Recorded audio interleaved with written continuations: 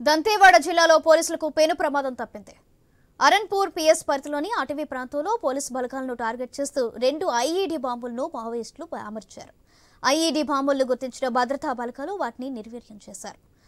ఇదే విషయానికి సంబంధించి మరింత సమాచారం మా ప్రతినిధి నవీన్ అందిస్తారు. నవీన్, చూడొచ్చు, ఛత్తీస్గఢ్ రాష్ట్రంలోని దంతేవాడ జిల్లా అరన్పూర్ అడవి ప్రాంతంలో భారీగా కూడా మావోయిస్టుల కోమింగ్ కోసం పోలీసులు వేట కొనసాగిస్తున్న పరిస్థితి. కాబట్టి ఈ నేపథ్యంలోనే మావోయిస్టులు ఏదైతుందో పోలీసులని టార్గెట్ చేస్తూ వాళ్ళని హతమార్చడం కోసం భారీగా కూడా వాళ్ళు కూమింగ్ చేసే ఉంటే అడవి ప్రాంతంలో కాలు నడకన ఎక్కడైతే నడుస్తూ ఉంటారో ఆ ప్రాంతంలో పూర్తి స్థాయిలో కూడా మందు పాత్రలు కూడా అమర్చినటువంటి పరిస్థితి కనపడుతుంది. మనం చూడొచ్చు, ఆ మావోయిస్టులు అమర్చినటువంటి మందు పాత్రలను ఆ కూమింగ్ కిల్లినటువంటి ఏదైతే ఉందో భద్రతా బలగాలు కూడా ఆ 2 నిర్వీర్యం చేసినటువంటి పరిస్థితి కాబట్టి నిర్వీర్యం చేయడం కాకుండా అక్కడే బ్లాస్ట్ చేసినటువంటి పరిస్థితులు దాదాపుగా 10 కేజీలకు సంబంధించినటువంటి ఒక్కొక్క ఐఈడీ బాంబు ఉందని చెప్పేసి కూడా అక్కడ పోలీసులు చెప్తున్న పరిస్థితి మనం చూడొచ్చు. ఈ నేపథ్యంలో పూర్తిగా కూడా అప్రమత్తమైనటువంటి పరిస్థితి కాబట్టి ఎందుకంటే నిత్యం అక్కడ జరుగుతున్నటువంటి ఎన్కౌంటర్ల నేపథ్యంలో దంతేవాడ అడవి ప్రాంతం అంటే మావోయిస్టులకు సంబంధించిన సెల్టర్ జోన్ గా ఆ ప్రాంతం మొత్తం కూడా ఉంది. ఆ జిల్లా మొత్తం కూడా మావోయిస్టులు కీలక నేతల ఆ ప్రాంతంలో ఉన్నటువంటి పరిస్థితి కాబట్టి నిత్యం కూడా అక్కడ పోలీసు బలగాలు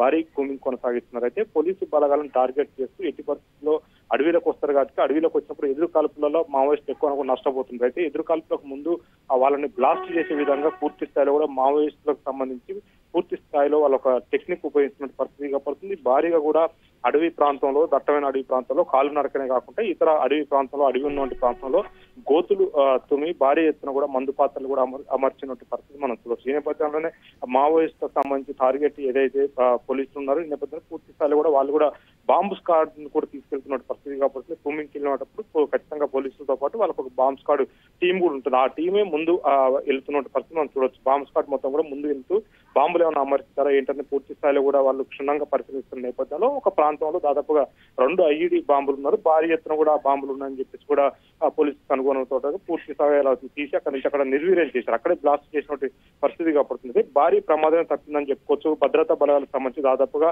200 నుంచి 300 మంది కూడా ఈ కూమింగ్ ఆపరేషన్ లో పాల్గొన్నారు. అయితే ఒక్కసారి కనుక వాళ్ళు వెళ్ళుంటే పూర్తి స్థాయిలో కూడా ముందే ఆ బెటాలియన్ వెళ్ళుంటే వాళ్ళపై ఖచ్చితంగా బ్లాస్ట్ అయ్యేది. దాదాపుగా 10ల సంఖ్యలో కూడా పోలీసులు చనిపోయే అవకాశం ఉండేదని చెప్పేసి కూడా అక్కడ ఉన్నటువంటి ఎస్పీ నిర్ధారించిన పరిస్థితి కాబట్టి ఈ నేపథ్యంలో పూర్తి స్థాయిలో కూడా ముందు బాంబ్ స్క్వాడ్ వెళ్ళింది కాబట్టి వాటిని కనుగొని నిర్వీర్యం చేశారు. ఈ అడవి ప్రాంతంలో ఇంకా పూర్తి స్థాయిలో కూడా మావోయిస్టులకు సంబంధించి పోలీసులను టార్గెట్ చేస్తూ భారీ ఎత్తున కూడా అడవి ప్రాంతంలో మందు పాత్రలు కూడా అమర్చారని చెప్పేసి చెప్తున్నారు. అంతేకాకుండా ఊపీ ట్రాప్స్ ఇవన్నీ కూడా పెట్టారు. ఎందుకంటే పూర్తి స్థాయిలో కూడా వాళ్ళపై దాడులు జరుగుతున్న నేపథ్యంలో నేరుగా వాళ్ళు ఎదుర్కోలేక పూర్తిగా మావోయిస్టులు ఆ పోలీసులని టార్గెట్ చేస్తూ అడవి ప్రాంతంలో భారీ ఎత్తున కూడా ఆ మందు పాత్రలు అమర్చారని చెప్పేసి చెప్తున్నారు. అంతేకాకుండా భారీ ఎత్తున ఊపీ ట్రాప్స్ తో ఇంకా ఇతర మందు పాత్రలు కూడా అమర్చే ప్రయత్నం చేస్తున్నారు. ఈ నేపథ్యంలో బాంబ్ స్క్వాడ్ ని పూర్తిగా అప్రమత్తం చేశారు. వాళ్ళ వెనక ఏదైతుందో పోలీసు బలగాలు, భద్రతా బలగాలకు సంబంధించి కూమింగ్ వెళ్తున్నారని చెప్పేసి కూడా చెప్తున్నారు. ముందు బాంబ్ స్క్వాడ్ వెళ్ళిన తర్వాత ఆ రూట్ మొత్తం క్లియర్ అయిన తర్వాత ఆ వెనక ఏదైతుందో భద్రతా బలగాలు కూమింగ్ వెళ్తాయని చెప్పేసి కూడా పోలీసులు భావిస్తున్న పరిస్థితి చూడవచ్చు. మరి పూర్తి స్థాయిలో కూడా ఈ బాంబులు మాత్రం